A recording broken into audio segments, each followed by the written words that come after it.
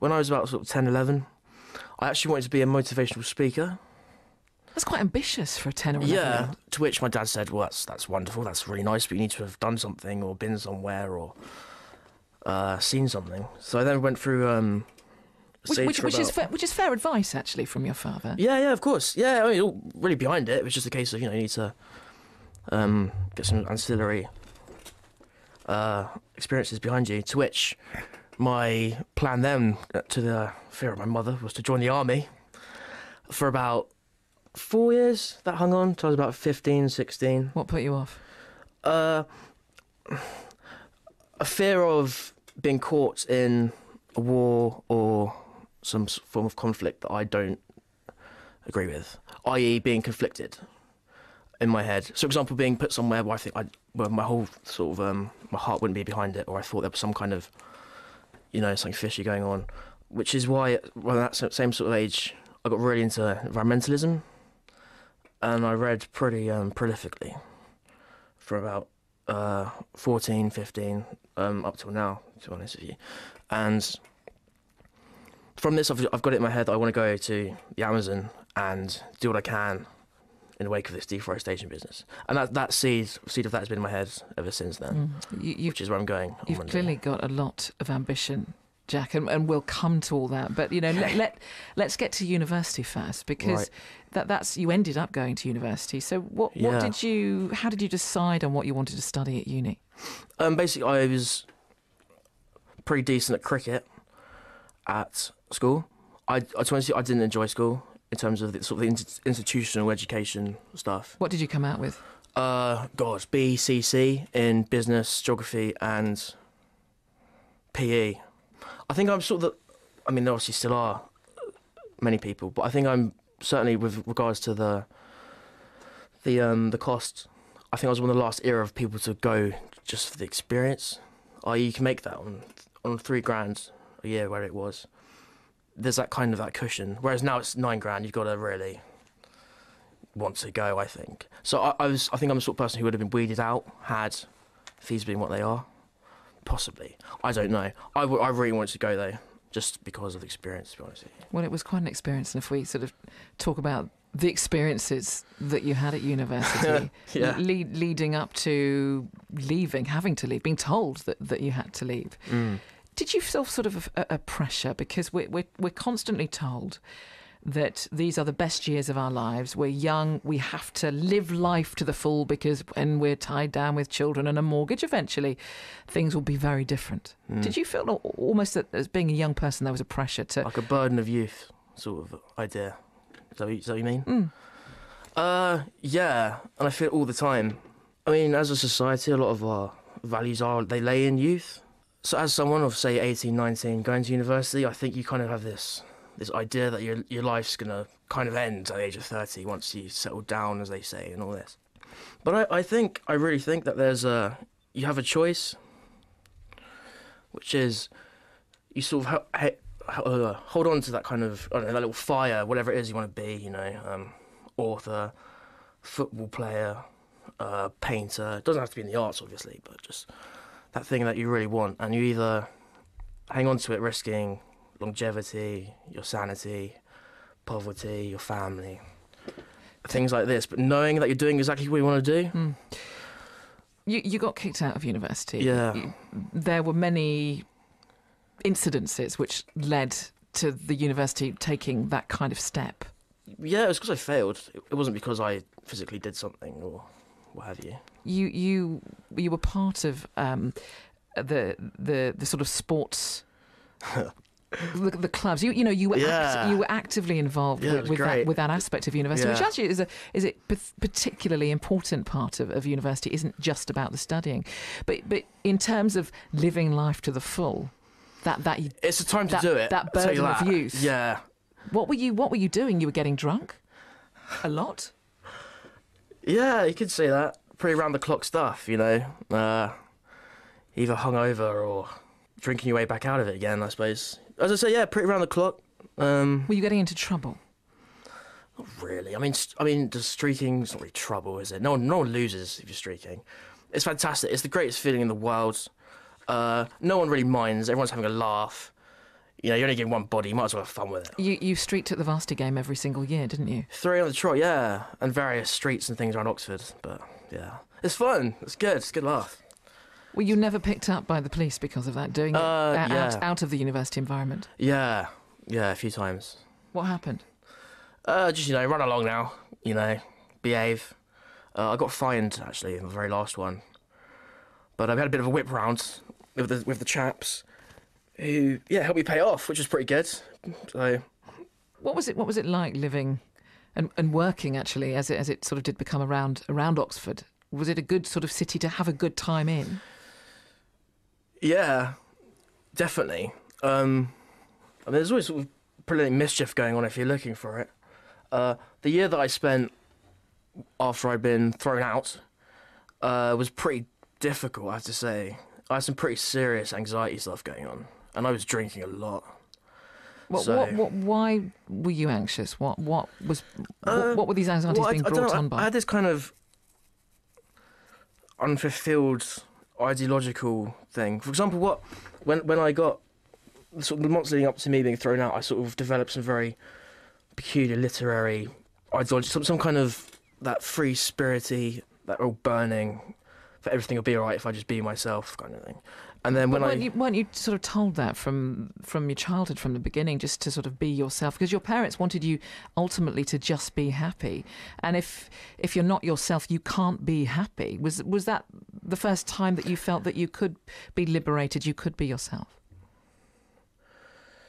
Were you hiding behind a different persona before? No, not at all. More so myself, I'd say. But the fact is that things were going wrong. I dropped out of uni. I'd already started my book by then, this one here. I don't feel unfulfilled or anything. I think it's a simple fact of I'm now doing it, as it were, being completely... There's no veil here anymore. And it not working out in terms of, you know, I really struggled with money. As I said, I was drinking quite a lot, which doesn't help. When you say you were drinking quite a lot, I mean to the point of alcoholism? I don't know. See, this is the thing. I used to work in a pub, and the kind of the spectrum of different drinkers, I mean, it's quite hard to tell where the line is, especially when you're 22 and you can... It sounds a bit sad if I say you can get away with it, but it's easier to kind of pull back from. I don't know, pretty every day. Well, what did your parents think when you left university and when you were sort of living... Floundering around in Cowley. That's I couldn't have put it better myself. Didn't really talk to them that much. Not kind of like they've sort of cut me off. Nothing like that. It was just I was. They didn't know. Yeah, they knew. They know what's going on. They're great. They really are. But were they disappointed when you left university? Probably, yeah. So got through it in the end. So whatever. Whilst you were in Oxford and you had various different jobs, leafleting, yeah, turning up on people's doors. I was building beds in a foreign language school for a month. Which, honestly, it was like a bed unit with a desk and things. And I don't know, about 160 of these things. And honestly, if you laid out the 100 or so pieces in front of me, I could probably put it back together from memory the amount of times I had to do it. I had to do that, which is very laborious, which is fine, you know, nothing wrong with that. But, yeah, I was temping, waitering.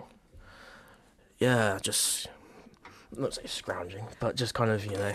But all the time you were trying to sort of find yourself, and what did you want to be? Author, which I now am. So.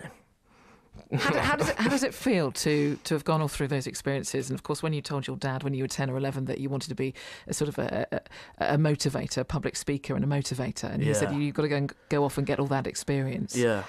Which you did do, in fact. But now you can actually call yourself an author. You know. How do you feel about being able to sort of introduce yourself as one of those? I've been waiting for it for a long time. It feels pretty good, and I don't miss it out when I'm introducing myself, I have to say. But yeah, it feels good. I mean, this is the thing. Over the last month or so, it's been really... I've been worrying about kind of promotion and interviews and things. And this is lovely, but I cannot wait to be sat there in the Andes in a few weeks on my mountain, just putting together and restarting my second one. That's when you come into your own, isn't it? Because you're quite a bit awkward, you're a bit fidgety. These are just observations, and I mean them in the nicest possible way. Yeah, it's fine, yeah. So tell me about the book that you've got in front of you. So this was the first novel on Cowley Road. It is. Tell me about it. Right, okay. Well, as a preface, I have to say this is fiction. But it's writing about your own experiences. Yeah, so. yeah. Well, I describe our house pretty much top to bottom, where things are in terms of where certain clubs were, and how things were structured, like socials, etc. That's all true. That said, the people in it are very, very loosely based on people I knew. And obviously there are some things that are true. For example, I did, run around naked, tallywhacking around often. But otherwise it's all just kind of... Have your parents read it? My mum's just started. Are you nervous about your mother sort of knowing more than she did before? Because you said that you didn't used to talk to them about what you were doing. Well, no, I mean, she actually said to me yesterday, like, I can see you now, and you're fine. I don't know whatever you went through, but I'm proud of you. So, yeah, she started reading it, and see what happens. I had to write it, I wasn't not going to write it. I don't know where I'd be if I didn't write. Honestly, I really don't know what yeah. When you say that, what do you mean by the fact that you really don't know where you'd be if you didn't write that? Well, I don't know what I'd be doing. I don't know what vent I'd have. Honestly, I would really worry about myself if I wasn't able to write this book. What do you mean you would worry about yourself? I got quite self-destructive. Really? Depression? Mental illness? I don't know. I've never had anything checked out, so I'm not going to jump in and say that I've got something. But yeah, it wasn't great. It's really bad. It gets pretty dark, What was your darkest time? It's very isolating. I don't know. I mean, this may help other people and stuff, but I wouldn't say I've had 100 panic attacks, but I've had well over 50, and I cannot describe how. I would not wish it on anyone. Honestly, I'd far rather break a leg or something, because at least when you break a leg, I've broken my leg. That's what the problem is. That's why it hurts. When you're having a panic attack, you feel so isolated in your own head, and when I first started having, sometimes I have them all day. I'd just be sat there, almost catatonic. There's not a worse feeling in the world. And honestly, you're completely obsessed with the idea of your own death. It's so hard to describe. But one thing I have to say is I don't have them anymore, because I started running a lot. So I sort of, whatever it was, I've literally run away from it, and it's far behind. And yeah, I'm fine now. Are there things in the book that will shock and surprise? It's not boring, I'll tell you that. I think so, but then again, I think if you are a student, or you are a student at present, then it's the kind of stuff you see day to day. Yeah, there's some pretty dark stuff, some dark stuff happens. I don't know, I think I've done all my friends and everybody justice. All the people that haven't maybe feel a bit kind of disenfranchised, or feel a bit hidden and on their own and stuff, at uni or what have you. You're concerned now with things that are going on in the world issues, if you like. You're just about to start on an epic journey. You're going to Ecuador. I am. Yeah, no, I'm going to teach English for a few months. I've just finished a journalism course at London School of Journalism. So what my plan is I'm going to be teaching for 6 months, possibly a year, while writing my second book, which is based on travelling. And I'm not done with Cowley, as it turns out, and all the miscreants therein. But yeah, and then from them, I'm just going to go into the Amazon and see what's up. What do you want to change? I want to save all the trees. Deforestation. I want to stop that happening. What about this burden of youth that we were talking about before? What about... You say you're going to teach, obviously... Well, the thing is, I feel like I've, in my own sort of pathetic way, I've immortalised a time of my life. That whole kind of burden of youth thing, I can just lock it up, sort of compartmentalize it, and it's there, it's done.